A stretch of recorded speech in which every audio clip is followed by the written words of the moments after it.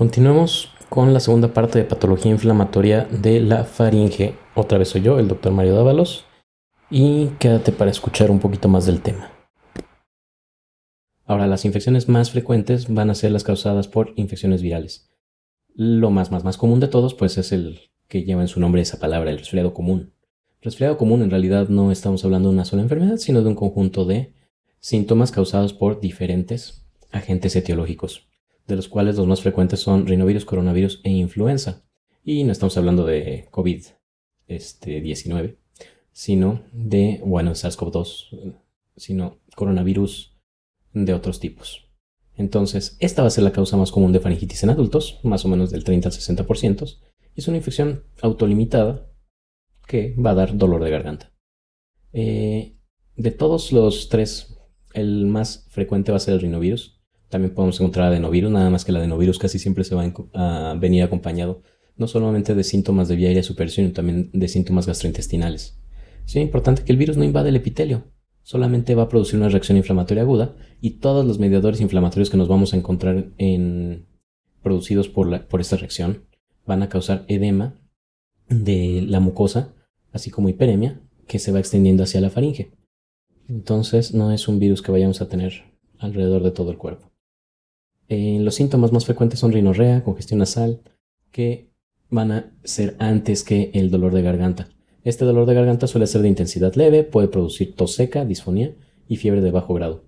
¿Por qué se dan de esta manera? Bueno, generalmente cuando existe la infección empieza a haber escurrimiento nasal y ese escurrimiento nasal puede acompañarse de descarga posterior. Y esa descarga posterior va a estar produciendo también una irritación constante de la mucosa de la faringe y va a dar esa sensación de ardor o dolor que va desde la nasofaringe hacia la orofaringe y posteriormente puede incluso llegar a la zona de la hipofaringe y en algunos pacientes, aunque son los menos, producir laringitis.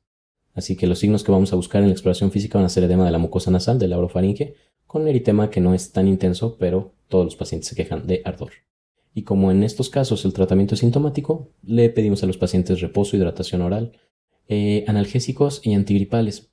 Cuando hablamos de antigripales, lo que buscamos es reducir nada más un poco el flujo de moco para que sea un poco menos irritante en la garganta, o sea, en la faringe, orofaringe. De tal manera que si nosotros tenemos un paciente que no tiene datos en faringe de dolor y solamente tiene problemas nasales, lo ideal es no dar antihistamínicos. En pacientes que tienen mucha faringodinia, los antihistamínicos sí ayudan. Y bueno, nuestro coco estacional antes de la llegada del SARS-CoV-2 era la influenza. La influenza está causada por un virus de cadena simple de RNA, de los Orthomyxovidae, y tenemos tres tipos, A, B y C, pero A y B son los que nos encontramos frecuentemente. Y debido a que en la superficie van a tener hemaglutinina y neuramidasa, vamos a darles un nombre, H y N. Cuando se desató la pandemia de influenza hace unos años, la causante fue influenza A H1N1. Y bueno, la transmisión se hace igual que con los otros patógenos a través de secreciones respiratorias. Es común verlos como brotes en otoño e invierno y normalmente consideramos que la temporada de influenza empieza alrededor de octubre-noviembre y va terminando alrededor de ocasionalmente marzo y a veces incluso un poco de principios de abril. El virus va a replicarse e estar invadiendo todo el epitelio respiratorio y primero empieza en la zona traqueobronquial, o sea, la zona central, y posteriormente vamos a ver cómo también se va a presentar en otras zonas. En general es una infección que suele ser más aparatosa en pacientes que tienen edades extremas, es decir, niños pequeños y adultos, así como inmunocomprometidos, cardiópatas o diabéticos.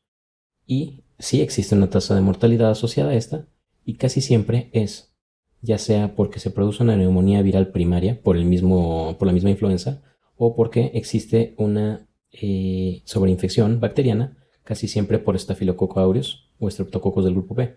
Y recordemos que el estafilococo del grupo aureus, cuando causa neumonías, pueden estar asociadas a abscesos pulmonares.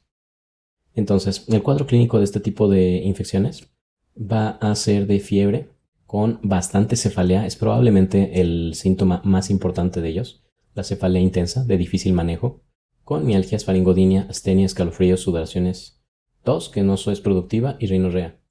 Antes de que existiera el SARS-CoV-2, todo el mundo decía que si te daba influenza sentías como que te morías. Y bueno, la orofaringe cuando la revisamos puede tener hiperemia y edema. Normalmente no vamos a encontrar exudados, no vamos a encontrar criptas llenas de pus, pero es bien importante que tomemos en cuenta que las criptas de algunas personas son blancas porque tienen calcio. El calcio, que es todo el alimento que queda atrapado en esas criptas, no es en absoluto un problema de pus.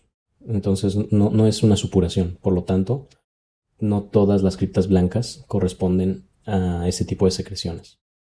Y bueno, en el caso de la influenza, si no se complica, tiende a tener una duración de 3 a 5 días. Y el tratamiento puede ser con antivirales. El oseltamivir, que fue desarrollado justamente durante la pandemia, es activo frente a la influenza A y la B y reduce muchísimo las complicaciones. Para los que hemos tenido influenza, es muy obvio que al día siguiente de haber tomado oseltamivir uno se levanta como si no hubiera pasado nada. Mientras que si se deja a su libre evolución esos 5 días que dura, pues uno siente realmente que está terriblemente enfermo. La afección sistémica es bastante fuerte. Y bueno, el mejor tratamiento va a ser siempre prevenir. La aplicación de vacuna inactivada se realiza todos los años en niños menores de 6 a 24 meses, en adultos mayores de 50 años y en pacientes que tengan posibilidad de infectar a estos otros, ya sean empleados de casa de cuidados, pacientes con enfermedades cardiopulmonares que se pueden complicar igual que los inmunosuprimidos, durante el embarazo, debido a que las pacientes embarazadas que tienden a tener influenza pueden desarrollar enfermedad grave, y bueno, todo el personal de salud porque el riesgo alto de contagio.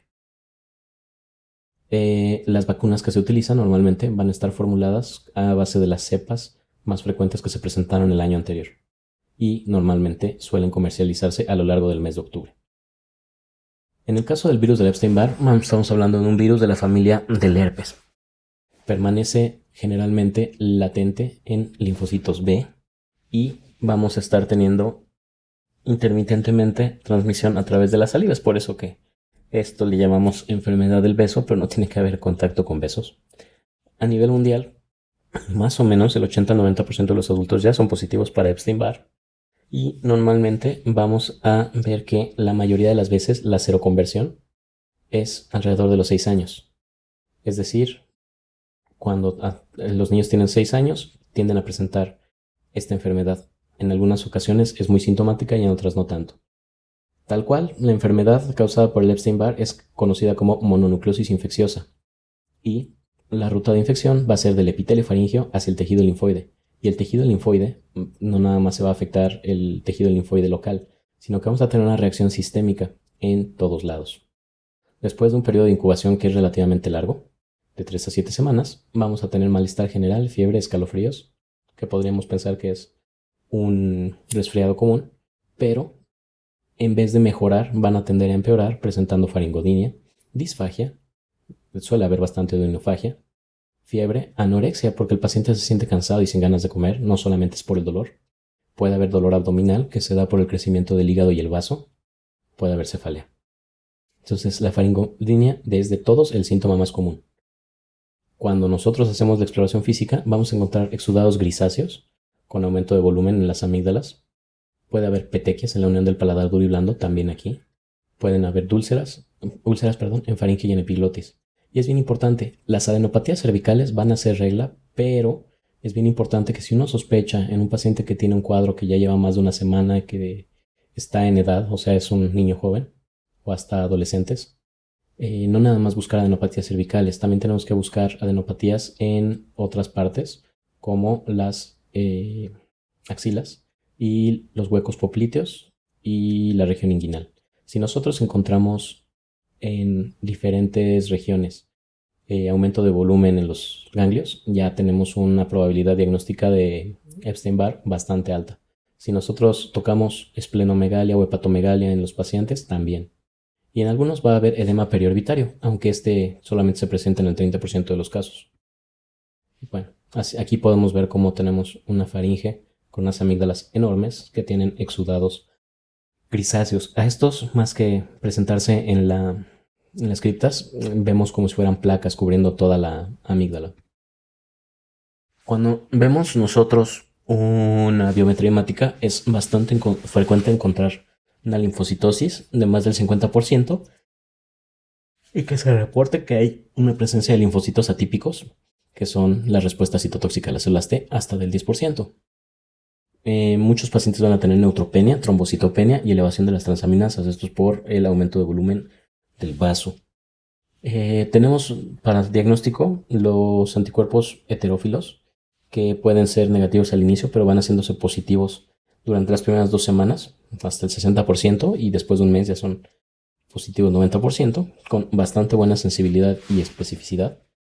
O también tenemos el test de anticuerpos específicos, que puede ser contra la cápsida al inicio de la sintomatología o contra el antígeno nuclear, que también va a estar presente durante el periodo de convalecencia y también si tenemos exposición previa, de tal manera que podemos saber si ese paciente tuvo Epstein-Barr en algún momento. El manejo siempre va a ser sintomático con antipiréticos y analgésicos. Y es bien importante que si los pacientes tienen una faringitis con aumento de las amígdalas suficientemente grande como para que no puedan comer o se les dificulte respirar, la mejor manera de tratar esto va a ser con esteroides por vía oral. En el caso del reposo, se recomienda evitar cualquier tipo de deporte de contacto hasta que haya resolvido la hepatosplenomegalia, debido a que los golpes en la zona abdominal están asociados a ruptura de ambos órganos. Y hay que evitar el uso de ampicilina en este tipo de pacientes porque pueden desarrollar un rash maculopapular. En cuanto a complicaciones, 30% puede tener solo una sobreinfección bacteriana. Algunos pacientes van a tener obstrucción de la vía aérea por hiperplasia linfoide. Estos pacientes, cuando vemos que empiezan a tener algo de disnea, es mejor darles esteroide lo más pronto posible para disminuirlos y evitar que vayan a tener obstrucción real. La ictericia por falla hepática es rara. La ruptura esplénica también. Normalmente están asociadas a trauma. Y bueno, ese fue un pequeño repaso de todas las causas inflamatorias bacterianas y virales que son más frecuentes. Espero que haya sido de su agrado. Nos vemos.